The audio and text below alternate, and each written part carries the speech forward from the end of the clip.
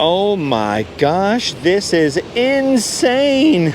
This boat, it's in the Seine River. It's coming this way. It's heading under the bridge. You know what else it is?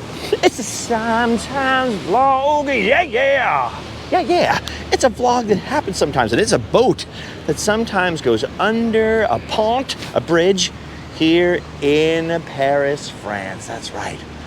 We're back. I flew all the way here to Paris, France from Los Angeles, or I was flown here, I should say, just for Halloween at Disneyland Paris, just to film one main Random Land video, because I got invited to, as usual, to come to my friend that lives here who's going back to LA, and he's got the means to fly me over and say, hey, let's go back to LA together. You know, it's a whole trip. Bring Allie, we'll fly, and all the whole thing. We'll hang out on the Champs-Elysees and all that. Which is super fun, and who could say no, especially because if I said no this time, even though I was tired, I was kind of burnt out, a lot of Halloween stuff happened this year, we just flew to New England and everything. If I had said no to Allie getting to come to Paris, I would have had my legs broken by a very small, very pretty girl, and we don't want that to happen. So here I am back in the city of Paris for such a short amount of time that the only main video that I filmed was Halloween day itself and night at Disneyland Paris. And now we're here on the Seine once again. Hey, it rhymes. And you could say Seine, you could say Seine, you could say whatever you want to. No one will know because they'll think you're just weird like me. And look at this, friends. Look at this. We're going to cross the street over here because look at where we are. It's the home of Quasimodo himself. It's Notre Dame de Paris. Look at that. It is the cathedral of Notre Dame. And by the way, I don't speak French, but I am happy to report that I remember a little bit more French this time when I landed here. I didn't forget as much as I normally forget between trips to Paris. Look at this. It has been so long, years, since I was able to come even this close, coming up here to this little street and coming up to the old sort of courtyard, the square in front of Notre Dame. It's been years since I've stood here and seen this much of the facade of Notre Dame, a place that for some reason or another, I really, really like. Of course, across the street from Notre Dame, behind these buildings, is another chapel called the Sainte-Chapelle. If you're ever in Paris, I highly recommend going in there. For my money, it's even more beautiful than Notre Dame, but Notre Dame just had something special about it. It's huge. You know, there were all these little side chapels, so much history there. I mean, dating all the way back to what? The 1300s, that kind of thing. And there used to be buildings all right here, right? Right where all these planters are. Hey, look, a pretty girl. There used to be buildings all right here, and actually, we can come see this over here in a second. You can see where the buildings used to be, and there used to just be a little skinny street in front of Notre Dame till the Revolution, till all these crazy things happened. And it's wild. I mean, Napoleon was crowned emperor in there, so even French Revolution history is really crazy. Like I was explaining to Allie the other day, who doesn't know much about the French Revolution, that, you know, for a while they abolished Christianity and they were trying to start the cult of the supreme being, and they changed the calendar to a 10-day week and all this weird stuff and renamed all the months. I mean, they really got wacky in the French Revolution. We've learned nothing because people are still trying to get wacky and change things up and go, we can mold human nature to fit whatever we want. Hi, Allie. Hi. What are you doing? Just admiring. Yes, just admiring. But you can never change human nature. It just is what it is. And look at this. This is crazy because they built the cathedral, I mean, hundreds of years ago, 1,000 years ago. And look, they thought to include hidden Mickeys up there. They knew. How about that? Hidden Mickeys, the original Imagineers, the original French Imagineers. It all started in France. Who knew? But this is what I was going to show you. This is what I was going to say. Oh, there's a guy painting over there. He's got a little umbrella. It has been sprinkling out here. And actually, I was just filming the morning announcements, the little vlogs for Patreon. And there was just this moment where it was raining and there was this huge rainbow behind Notre Dame. We were standing over there on the other side of the Seine, and there's this huge rainbow. I just posted a picture on my Instagram. It was crazy. So all this that's in front of it is obviously from the fire. So the front facade is uncovered again for tourists to take a picture of and look at. By the way, during the Revolution, they also beheaded all those kings up there. And last time I was here, I went to the Museum of the Middle Ages, and we looked at some of the original king statues that had their heads decapitated from their bodies, you know, and they had to replace them all and restore them all after the French Revolution. Oh, what a crazy time. If you learn anything about the Revolution, it is nuts. But what I was going to say is they uncovered all this now, so pictures can be taken and tourists can come get their glamour shots, but all this stuff down below, everything you're seeing here is they still got a lot of construction equipment out here. There's like a lot of staging areas. You can see the big cranes, and the entire back of Notre Dame is still covered completely, like over the roof and everything, with scaffolding, obviously, because the whole roof burned out in that great fire. But since they have all this stuff in the way and you can't really see the big doors or anything, what they've done, because it is Paris and they know people are here to take pictures, they have built this giant like grandstand thing over here just for people to sit and admire and like take pictures, get selfies. You love that, huh? Allie, as someone who appreciates taking pictures, because that's what you want to do when you come to Paris, sit in a cafe. What else? Take pictures, look at bookstores. Yeah. It's a girl thing. She can appreciate the fact that they put this little stand over here. So we may get yelled at by police carrying machine guns who don't like cameras pointed at them, or maybe some tourists, or maybe some other people who come out. There's scammers all over Notre Dame, and all the big sites in Paris have scammers. Oh, look at this. People have been putting love locks on here. Famously, obviously, there's the bridge with all the love locks, the Pont des Arts, but they removed all the love locks from that bridge, and then they changed the way the bridge works so that you can't put locks on it anymore. But people just spread the locks to other places in Paris. They just, locks find a way. But yeah, there's scammers everywhere. If you follow any like accounts, like there's all these girls and guys that live in Paris and they just do like little tourist TikToks and reels and all that kind of stuff, you'll just see people talking about all kinds of scams. I don't like to focus on the scams, but well, there's actually one story I'll tell you. The first time Allie came to Paris, and I warned her, I said, just don't look at anyone who talks to you, anyone with a clipboard, anyone with a trinket, anyone with a cup and ball trying to get you to gamble, whatever it is, someone who says your shoelaces untied, somebody bumping into you, just always eyes up, be wary, don't look at your phone, don't have your phone on the table in a cafe, people snatch them, the whole thing, right?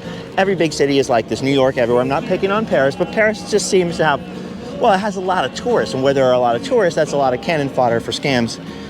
Some guy came up to Allie and was like, these guys, they had African accents. I don't know where they were from, but they're like, oh, let me just tie this little, look, it's a friendship free bracelet. And she's like, oh, okay. And they got her on the bracelet. I'm like, no. So I'm coming over and I'm like, oh, no. And he starts tying a bracelet on me. And then meanwhile, like 4 other guys start to surround. It's like they come in, because you know what they do? They tie it and somebody might pickpocket you. And it's like, oh, a little friendship bracelet. They tie it on. Then after they tie it on, what do?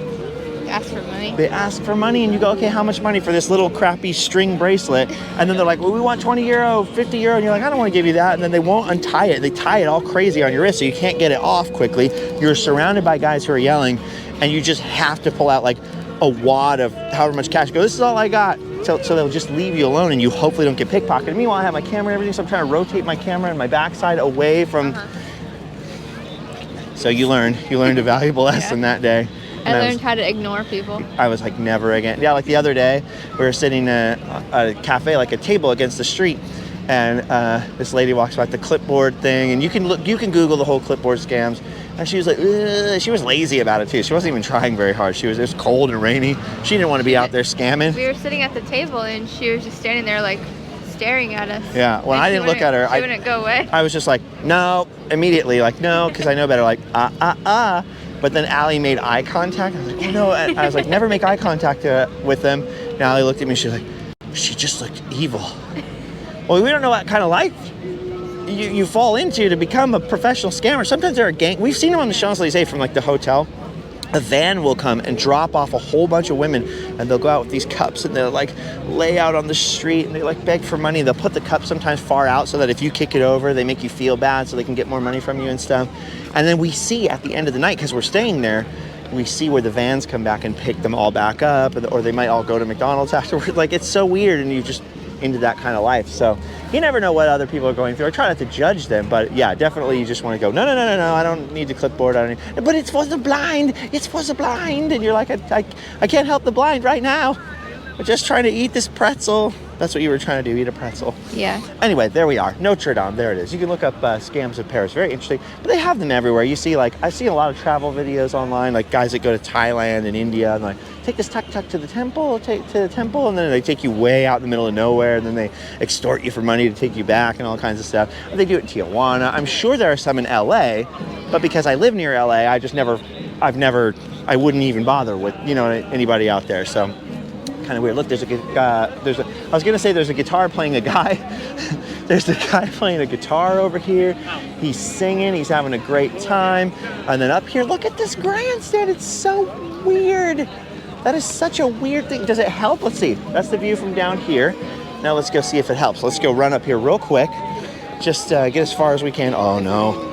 It's the one thing. You can't run anywhere in Paris because there's always bodies in the way. It's pretty busy out here, actually. I'm surprised. I'm used to being here in December, January, February. It does look a little better from up here. And I'm not even all the way up. Oh, let's go a couple steps up. Come on.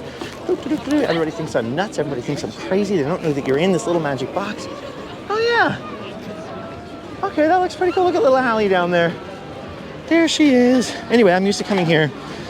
December's pretty busy. There's Christmas stuff going on, little Christmas markets and things like that. Let me let you look at Notre Dame instead of my ugly mug. And sometimes, had to breathe. January and February are freezing cold and nobody's around, so I'm used to that. Anyway, this is the original street. You can see the original street here in front of Notre Dame. So that's all you had side to side. So back in the medieval times, you wouldn't even get to see this whole view of the thing. You would have had it cut off like here and here by buildings. And you can see the outlines of some other buildings.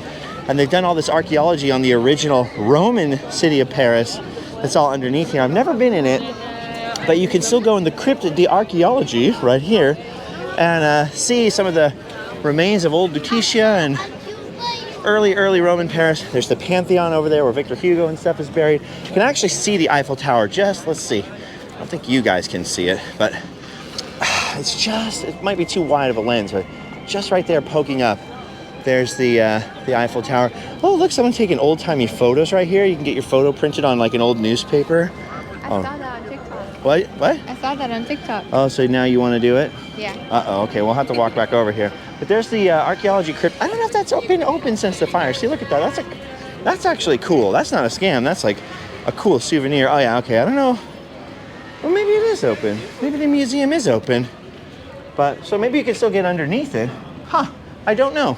I don't see anybody walking up and down there like you normally see a big long line. So maybe it's not open. Anyway, let's cross the street again really quick. There's a guy from Paris who does all these pro tips, and he's talking about how, like, in Paris, you don't follow the little man. He was like, you look, danger, no, danger, no, and you cross. So it doesn't matter if the little guy's red. It doesn't matter if the little guy's green. What matters is if there are cars moving and about to run you over. These cars aren't moving, but I don't know why exactly. Oh, there they go. See? So there's a lot of jaywalking here. Oh, actually, we won't even be able to get to where we want to go, so we'll have to go this way. So you just walk across the street blindly. And a lot of times we'll be walking across, even with the little green man, and you know people have the red light. Oh, it's the puppy man. I haven't seen the puppy man down there on the left in a long time.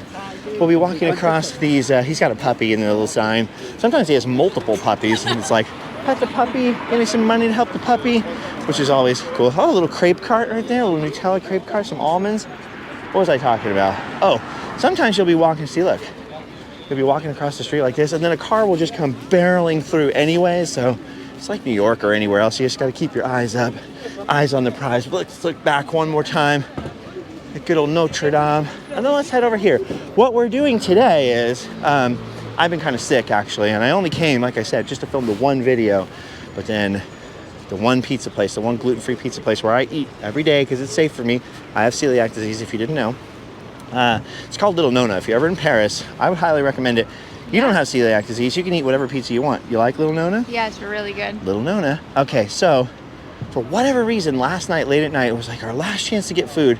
The kitchen was closed early, and they couldn't explain well enough in English for me to understand why. The chef left early. They ran out of bread. Who knows? Or gluten-free bread. Who knows? And we had to go back to the hotel, and I was like, don't worry about it. But Allie insisted, I'm going to call the room, so I'm going to get you something gluten-free. They made me something gluten-free. I've just been sick as a dog all morning. So you would see your friend Lindsay. Yes. You guys went to a cafe and met up with a friend in a cafe in Paris. You had a little girl time. How was it? It was fun. It was fun. You had a little cool. Emily in Paris moment, a little M. Allie in Paris moment. Yes. Hold for laughs. And then and then I was just sick all morning, just really just awful. Luckily I packed Pepto-Bismol with me because they don't sell that in France. And now we're just down here doing a little Bouquinistes shopping. So what that is, and I've explained that the the last couple times I was in Paris, I did a whole sometimes vlog from right down this area, so you can go back and just compare.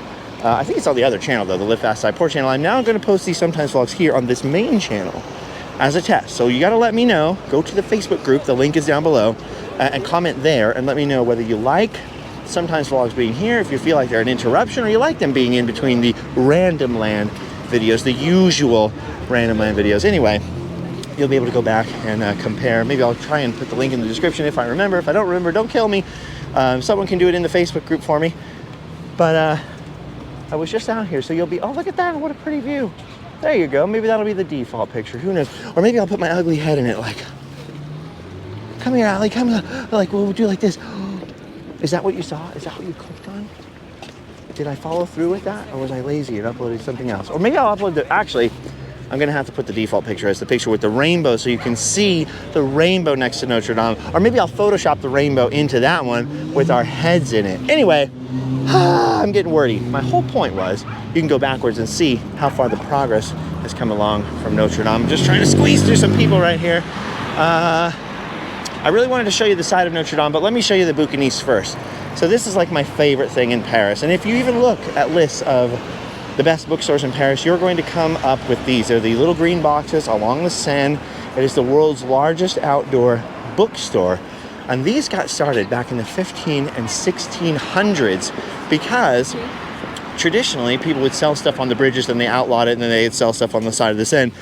But it really took off during the French Revolution, when all the nobles' houses and all the palaces and all these grand buildings here were all raided and all the rich people's stuff was taken out, and people decided to hawk that stuff out here along the Seine on the bridges. When they kicked them off the bridges, they finally sort of standardized it all and put these, and remember, books were a big deal before the internet, before you had TV, before you had radio, before you had anything else. You got all your information, you got everything from books, all your knowledge. So it was like sort of a fashionable thing, you know.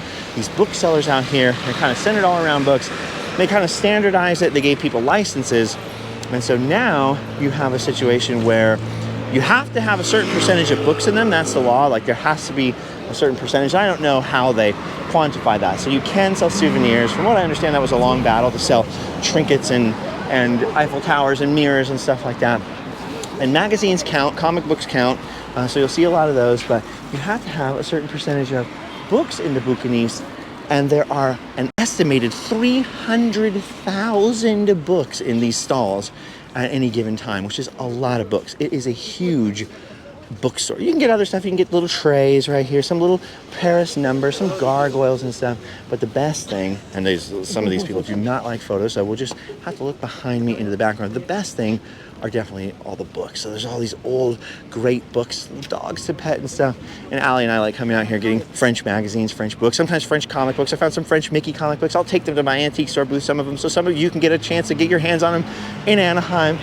But it's sort of my favorite thing to do in France. I'm not like, I can't eat all the fancy French food, obviously, with the celiac disease. I can't do a lot of that stuff, but I can come book shopping with Allie down here. Mostly they don't want photos because they're selling prints of stuff, by the way, like knockoff prints and posters of things. They just don't want you taking pictures and copying them, whoa, wholesale yourself. I've never really had a problem with the video, so hopefully we won't get yelled at. But so Allie loves to shop at the Bouquinistes. I love to shop at the Bouquinistes. There are 900 boxes, if I remember right. It's all off the top of my head. I looked this up last time, after I was here last time walking around, like, I don't know the whole backstory. There are 900 boxes and I think 200 vendors. So that's an average of about 4 each. And you'll notice 1, 2, 3, 4 and change that are closed right here.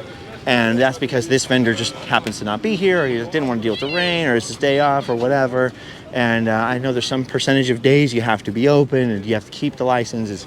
They're very coveted and stuff like that. Sometimes people come from other countries, and their dream was to be a Bouquiniste here on the side of the thing. But it all goes back to books. It is a bookstore. So even though you get covered with all this flair over here and the trinkets and stuff like that, the main shtick is books. That's what you're supposed to be selling here as a Bouquiniste. So yeah, there you go. So that's what we're doing. We're looking for just French books. Most of them are in French because the people of Paris actually use it as a bookstore, but then they have stuff for the tourists here. There are a lot of American authors. They'll put those like up front so that you're like, oh my gosh, like I just bought a French version of Tom Sawyer because, you know, I'm a big Mark Twain fan and stuff like that. But there's also like, look, there's a Pulp Fiction poster there. Some of them are just not even in French. Some of them are just straight American posters. I'd be like, yes, American posters. But you have tourists from all over the world here. Africa, Asia, the Middle East. You have tourists from Russia. You got everybody coming to Paris. And so they got a little bit of something for everyone. See, look, I can see Charles Dickens down there. I can see all the old newspapers. Sometimes the old newspapers and magazines are kind of the best part. And people really do. They come and browse. They come and read books and all that. But I'm going to tell you something that nobody else ever really says about Paris. The more you get used to it, the more you kind of not understand the language, because I still understand very little of that. Muy picante, petite, hot sauce. The more that you spend time here, the more you realize it's just like New York. It's just like any other big city. There's this illusion that it's like very luxurious to be here, you know? And part of that is just the pictures. It's a very photogenic place. So you get people like Allie taking their cute pictures and they're posting them, and everyone's like, you lucky dog, you're in Paris. But it's no different than being in Baltimore, kind of. It is for you, because you're like, oh, little cafes and the French lifestyle. It has its own unique things, don't get me wrong, and it is neat, a lot of history. So for me, that's the bonus part. But otherwise, it's not, you know, you're still bumping into people, you're still dealing with trains and buses and people smoking and dogs pooping on the street and just all the normal stuff, crime scams that you would in a normal big city. And if you're me, you're running all over. You're like, I got 3 days here. I got to run all over and try to film and take pictures and do everything I got to do. So it's never like been that relaxing. Now, I could see if you won the lottery and you were here for months, or you were like maybe in college and on all your days off or something, you were in university here and you spend those lovely days strolling. See, I have no time for strolling. I'm not a stroller. You're not really a stroller either. You got time for strolling, and maybe you take up a pipe in the park and a little book. Or I saw a girl last time, I think in a Sometimes vlog, I was looking at a girl down by the Eiffel Tower, and she was sort of down there with her little notebook. She was writing in her little journal and stuff. And I sent a picture out. She's like, that should be me, you know, kind of thing. So there is a way to live that life. And I could see if you were like rich and you were coming here and you're staying in the finest hotels and having the finest meals. Yes, there probably is that stereotype of Paris lifestyle, but it's a city. It's a city like any other city. So don't get disillusioned if you ever come here. You're like, oh, it's dirty and there's like rats and there's pigeons and yeah, it's a city. It's a big city. You like it? It's still pretty though. Yeah, Allie just likes the look of it. What is your favorite part about Paris? What? I like the buildings. She likes the architecture. And I like that you can walk to everything. Yes, walkability is nice. But we have that in New York. We got that in Boston, I guess. But we don't have it in California.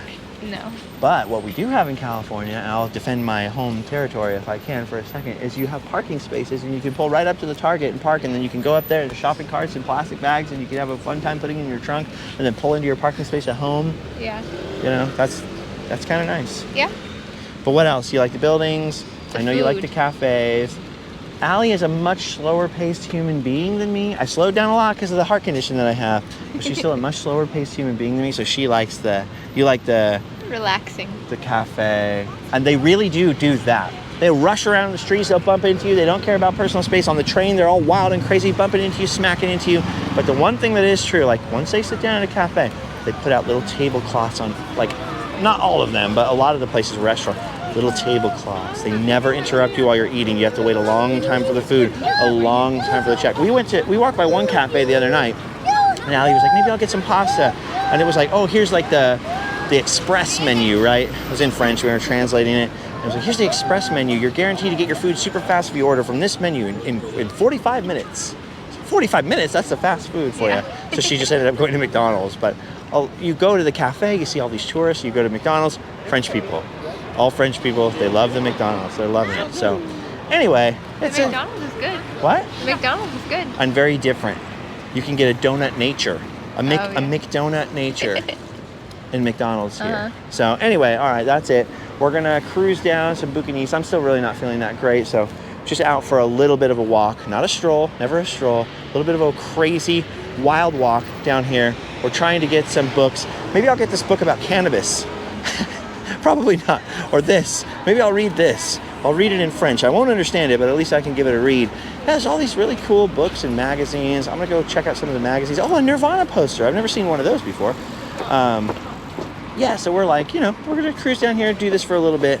But in 1 second, you're going to travel through time, and I'm going to show you guys the side of Notre Dame, and then say goodbye to you from there. And then we're literally going right back to California. So we're counting down hours now until we're back to California. I literally just got brought here to check out Disneyland Paris for Halloween. So that video's up. That video's out there in the world. It was definitely. I'm breaking down. I don't know if I'm speaking English. I don't know if I'm speaking horrible caveman French. I don't know. Not that French is horrible in caveman, but my French is horrible in caveman. I'm like, you know, je vais à États-Unis, Los Angeles, en avion demain, or demain, oui, okay, you know, that's my French. And then they all understand me. They're like, and then they start speaking to me in French really fast, and I can't understand them. Anyway, I was going to say goodbye to you from over there. I just want to show you the side of Notre Dame really quick so you can just see the Heimbuckness of the side with the thing over there. Real quick. All right, there you go. There it is right there. Notre Dame de Paris. Look at the back of it. That is so crazy. I was just going to stop here. I was going to stop right here, but do you hear that? Oh, yeah. That's so cute. Yeah, they got the guy with the accordion. You have some euros, right? Yeah. I got a couple in my pocket. Let's go over there and end with the accordion. I was going to say earlier, you know, I was kind of telling you, like, you know, don't get disillusioned because it is just like a normal big city and all that. Because there is this sort of fictitious image of the notebook and the little laying on the grass and the going to museums and sipping wine on the Champs-Elysees and the guy with the beret and the little squeeze box. And, you know, you want to say you never see that. But to be honest with you, you do see it. You see it in Montmartre. You see it down here by Notre Dame. Whoa, look at all these tourists. Look at the size of that crowd on that boat. Holy moly. Were they the ones yelling? You just heard like a lot of people yelling? I think so. Oh my gosh, look, they're going to take our picture right here. They don't know they're going to take our picture, but they're about to take our picture. They're about to get a fun pic with Random Land Man over here. Oh my gosh.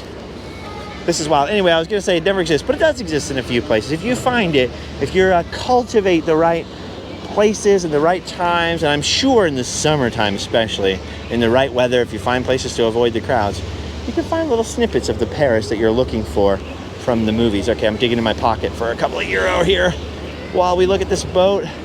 Look at the size of that crowd. That's one thing we've never done. We need to take a cruise on the Seine sometime. Holy moly. Oh wait, they're all looking this way. They're all looking at the cathedral. They're not getting me in their fun pics. They're gonna miss out on the best part of Paris. Ah. Hello down there. Bonjour.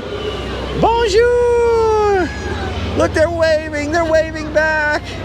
This is the best day of my life. I made so many new friends. What a fun one.